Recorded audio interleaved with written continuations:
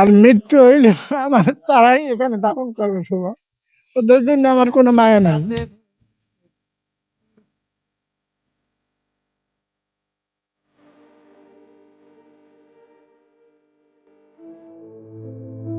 বাবা মানে মাথার উপর তপ্ত রোদের বটবৃক্ষের শীতল ছায়া, আর মায়ের পায়ের নিচে সন্তানের জান্নাত। পৃথিবীর চিরন্তন এই সত্যগুলো আজ যেন চার দেয়ালের ভেতর গুমড়ে মরছে। সারা দেশ যখন ঈদের আনন্দ উল্লাসে মাতোয়ারা, যখন ঘরে ঘরে স্বজনদের মিলন মেলা, তখন এই বৃদ্ধাশ্রমের শতাধিক অভাগা বাবা মায়ের ঈদ কাটছে এক বুক হাহাকার আর পাথর চাপা কষ্ট নিয়ে। ঈদের সকালে যেখানে সন্তানদের কোলাহলে ঘর মুখর থাকার কথা, সেখানে এই প্রবীণ নিবাসে বিরাজ করছে এক পিনপতন নীরবতা। কারো ছেলে প্রতিষ্ঠিত ইঞ্জিনিয়ার, কারো মেয়ে সুদূর প্রবাসে সুখের সংসার পেতেছে, অথচ জন্মদাতা সেই বাবা মায়ের আজ ঠাঁই হয়েছে বৃদ্ধাশ্রমে। আমিনার নাম, তার 4টে ছেলে। এখন পর্যন্ত একটা ছেলে এই যে ঈদ বা 1 বছর হলো, উনি 1 বছর কই না, 2 বছর 3 বছর হলো আসে। একটা দিনও ফোন দিয়ে বলে না যে আমার মা কেমন আছে। তখন তার ওই কষ্ট যে সে বলে যে না আমার ছেলেরা জানেই না আমি এখানে আছি, কিন্তু তার ব্রেনে কাজ করে না, তাই জন্য সে যেমন ভুলে গেছে, সন্তানদেরকে ভুলে, কয় ছেলে মেয়ে তাই বলতে পারে না। যাই হোক, সেও খুব কষ্টে আছে যে আমার ছেলেমেয়েরা আসলো না, সবাই যাচ্ছে তাকায় থাকে। অনেকে আবার খালি তার লোকজন আসা দেখে, আমাদের রাস্তার কাছে বসে থাকে তো বেঞ্চে, রাস্তা দিয়ে লোক আসলে টাকা দেয়, আমার ছেলে আসলো নাকি, আমার ছেলে আসলো নাকি। এই যে কতগুলো কষ্ট আছে ওনাদের দেখতেছি, বুঝতে পারতেছি, সব করতে, কিন্তু এগুলো তো আমি মুছে দিতে পারি না। ওনাদের এই কষ্টটা, সন্তানের কষ্ট মুছতে পারি না। সব বয়সের ভারে নুয়ে পড়া মা বাবা রাস্তার দিকে অপলক তাকিয়ে আছেন কারো অপেক্ষায়। ঝাপসা চোখে হয়তো খুঁজছেন সেই মুখটি যাকে একসময় তিলে তিলে আগলে বড় করেছিলেন। আর ছেলে মেয়েরে খাওয়াইয়া বড় করছি।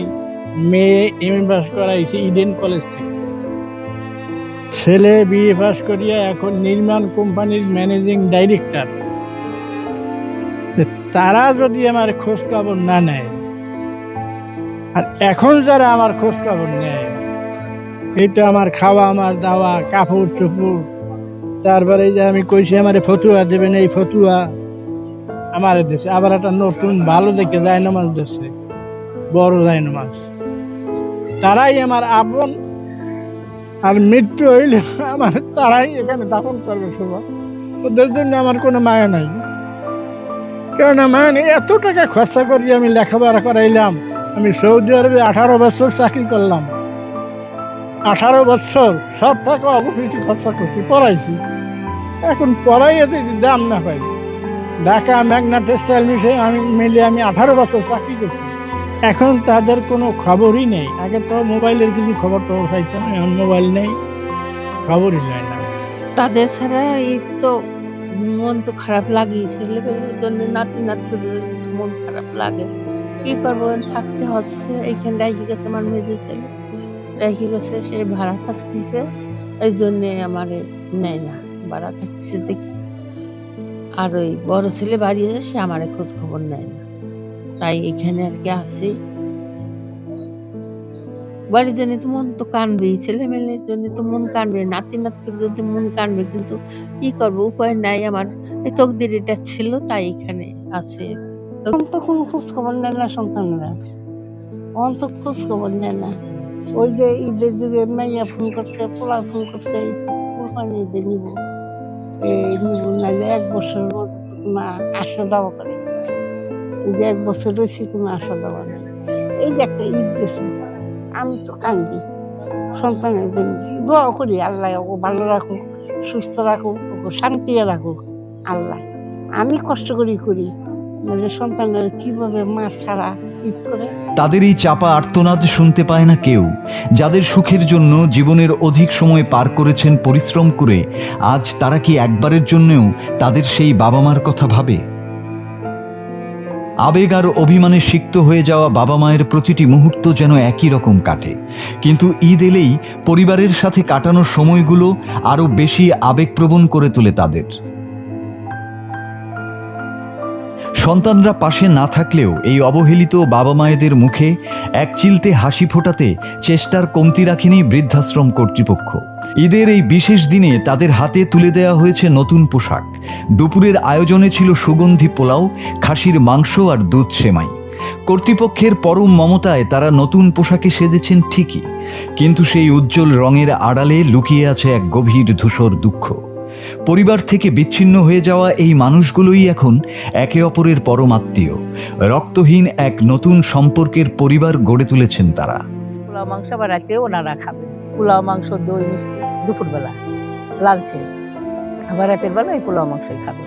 খাওয়ার বাদে আয়োজন বলতে ওনাদের যে পোশাক আছে, নতুন পোশাক, সবাই নতুন পোশাক দিলাম। আর আপনি এখন এই বিকালের দিকে একটু ঘুরাই নিয়ে আসবো, ঘুরতে বেড়াই নিয়ে আসবো, এখানে এখন গাড়িতে করে ঘুরাই নিয়ে আসবো।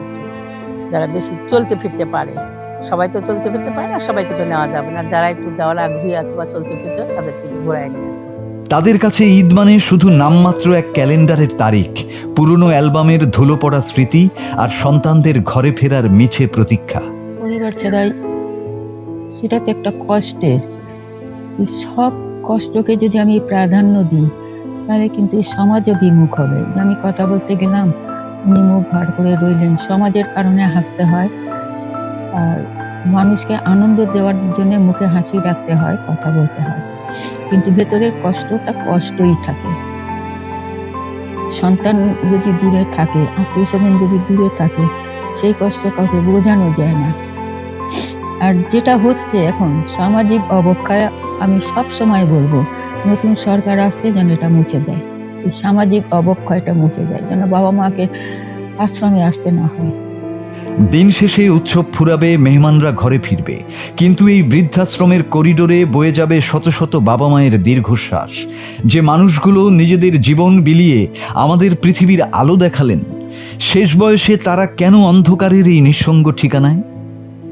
ঈদের আনন্দ কি আমাদের মনে সেই মানবিক বোধটুকু জাগিয়ে তুলবে না, যাতে কোনো বাবা মাকেই উৎসবের দিনে চোখের জল ফেলতে না হয়? Bangla TV news desk.